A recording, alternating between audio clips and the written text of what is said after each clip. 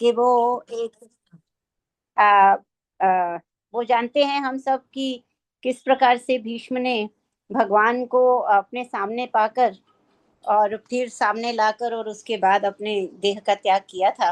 और मेरा जो दूसरा फोन है वो आ गया, तो मैं इस प्रकार से यह सुना सकती हूँ। राधे राधे। जी। जी गुरु जी सुनाओ। जी जी, स्वागत है आपका। जी जी। भीष्म देह त्याग, ये एक ऐसा प्रसंग है जो कि हमें ऐसा मानना चाहिए कि ये आदर्श जीवन मुक्ति है। जो गुरुदेव ने पढ़ाया है उसी के अनुसार मैंने इसको एक छोटी सी कविता के रूप में ढालने का प्रयास किया था और आप सबके सामने प्रस्तुत है। आए हैं धर्मराज पितामह के पास में, कहा जो कृष्ण ने वही सुनने की आस में। उदास मन से राजन जा समीप हैं विराजे, शरों से बिंधे पुत्र गंगा रज रक्त जिन पे साजे। बधाई हो सुत पांडव रण क्षेत्र जीतने की, था काल का विपर्य वह काल बीतने की। क्योंकि युधिष्ठिर जो हैं वो जब जीत जाते हैं और उसके बाद देखते हैं कि सारे उनके जो बंधु बांधव है वो तो सब मृत्यु को प्राप्त हो चुके हैं, और अब वो सब कुछ शवों के ढेर लगे हुए हैं, और उसमें वो इतने अधिक जो है वो एक प्रकार से विषाद में चले जाते हैं।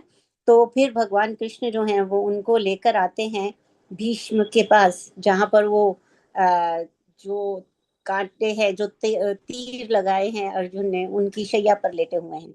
और उसी का जो वर्णन है वो यहाँ पर इस कविता के माध्यम से ये पूरा प्रसंग डालने का प्रयास है। बधाई हो सुत पांडव रण क्षेत्र जीतने की, था काल का विपर्य वह काल बीतने की। जो भीष्म हैं वो कहते हैं कि हे युधिष्ठिर तुम चिंता मत करो, क्योंकि ये सब काल जब विपरीत हो जाता है तो ये सब हो जाता है, और वो काल अब बीत गया है, इसलिए तुमको बधाई हो। चिंता करो न धर्म रक्षक स्वयं कृष्ण साथ तेरे, संकट से पार पाए रहे अरिगहन घनेरे। वो कह रहे हैं कि चिंता करो ना धर्म रक्षक, हे धर्मराज युधिष्ठिर तुम चिंता मत करो, क्योंकि तुम्हारे साथ कौन है? कृष्ण है साथ में। संकट से पार पाए, तुमने इतने सारे बड़े बड़े संकटों को पार कर लिया। तुम्हारे इतने गहन जो थे वो शत्रु रहे हैं। शत्रु कितने कठिन रहे हैं वो हम सब देखते ही हैं, किस प्रकार से भीम को विष देना या लाक्षागृह ये सब उन्होंने झेला था।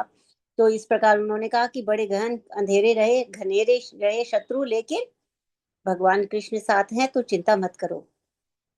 प्रभु योजना ना समझे ऋषि मुनि और साधु, जाकर संभालो शासन ले न्याय का तराजू। वो शिक्षा दे रहे हैं कि प्रभु की जो योजनाएं होती हैं उसको बड़े बड़े ऋषि मुनि भी नहीं समझ सकते, इसलिए अब तुम जाकर शासन को संभालो। और कैसे संभालो? न्याय का तराजू लेकर संभालो। क्रमबद्ध फिर सिखाया वैराग्य वर्ण जाति, दमदान ध्यान पूजन सदगति की व्याख्या की। ये सब ज्ञान जो है वो उनको भीष्म दे रहे हैं युधिष्ठिर महाराज को। तब तक चले आदित्य पथ लेके उत्तरायण, समक्ष भीष्म देखे पावन सुलभ नारायण। इतना समय जब हो गया, जब ये बात कर रहे थे तो उसी समय में जो सूर्य है वो उत्तरायण पथ को लेके चलने लगे।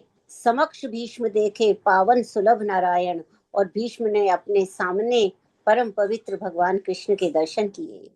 अब अब मौन हो के गांगे केंद्रित पीतांबरी पर, पीड़ा से मुक्त होकर दृढ़ स्थिर है मुरारी पर।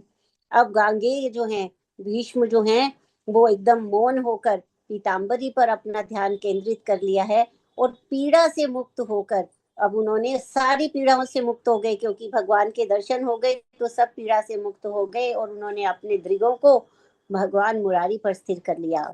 फिर उन्होंने मन में धारा रणभूमि के सारथी को, लहराते केश देखे देखा स्वेद स्वाति को। अब जब वो भगवान को देख रहे हैं तो मन में कैसी कैसी धारणा आ रही है, कैसा देख रहे हैं कि रणभूमि में जो भगवान सारथी बने थे उस रूप का दर्शन कर रहे हैं। उनके केश लहरा रहे थे, उनके ऊपर पसीने की बूंदें थी, जिनकी कृपा दृष्टि से विरोधी हुए थे घायल, बिन शस्त्रों के भी मानव बना गए सबको पागल।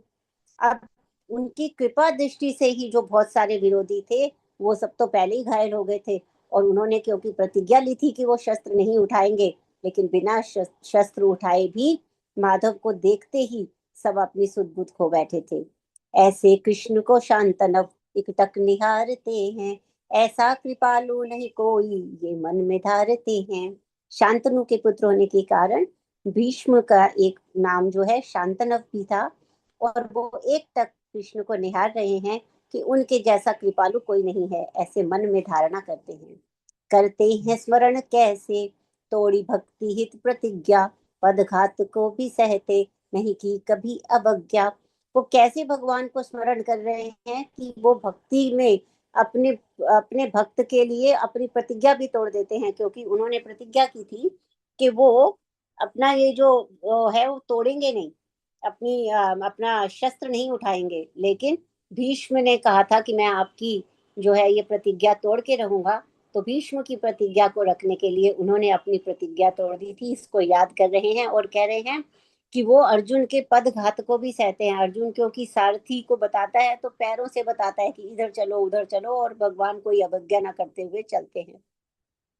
गोपेश की अनुभूति गोपियों के रास भी, राधा की भी प्रतीक्षा रुक्मणी की प्यास भी। गोपेश की अनुभूति करते हैं, गोपियों के कैसे वो ईश्वर बने, कैसे वो गोपियों के साथ रास करते थे, कैसे वो राधा की जो राधा कैसे प्रतीक्षा करती थी, रुक्मणी कैसे उनकी उनके लिए तृषित थी, प्यासी थी। गंगा पुत्र है विह्वल भक्ति में प्रेम में भी, विजयी हुए हैं आज योग में क्षेम में भी। जो गंगा पुत्र भीष्म हैं वो बड़े ही भक्ति में विह्वल हो गए हैं, और आज वो एक प्रकार से अपने सारे योग और उसको संभालने में सफल हो गए हैं। हे हरि अब न जाना यह दान मांगता हूँ, मैं भक्त हूँ तुम्हारा तब धाम मांगता हूँ। हे हरि वो कहते हैं कि अब मेरे सामने से मत जाना, मैं केवल यही दान मांगता हूँ, मैं तुम्हारा भक्त हूँ, तब धाम मांगता हूँ, अब तुम्हारा धाम मांगता हूँ। मन वाणी दृष्टि कर्म सब कर दिए समर्पित, भौतिक तरह से अब मैं बस प्राण मांगता हूँ। वो आर्त होकर क्या कह रहे हैं कि सब कुछ मैंने अपना मन वाणी दृष्टि सारे कर्म आपको मैंने समर्पित कर दिए हैं, और भौतिक तरह से अब मैं केवल अपना प्राण चाहता हूँ, मुक्ति चाहता हूँ।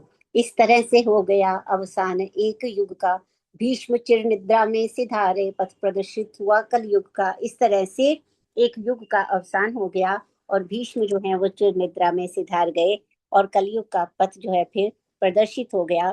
जय जय कृपा निधान कृष्ण, जय हो भक्त शिरोमणि गंगा पुत्र भीष्म। जय जय गुरुदेव, राधे राधे, प्रणाम। जी गुरु। बहुत सुंदर, बहुत बढ़िया, राधे राधे।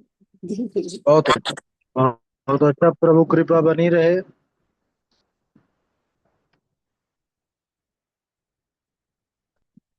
चलिए, समय तो कम है, अगर कोई कुछ और सुनाना चाहें तो आप। हमको लगता है भजन का ही समय है, प्रवचन का समय तो अब है नहीं।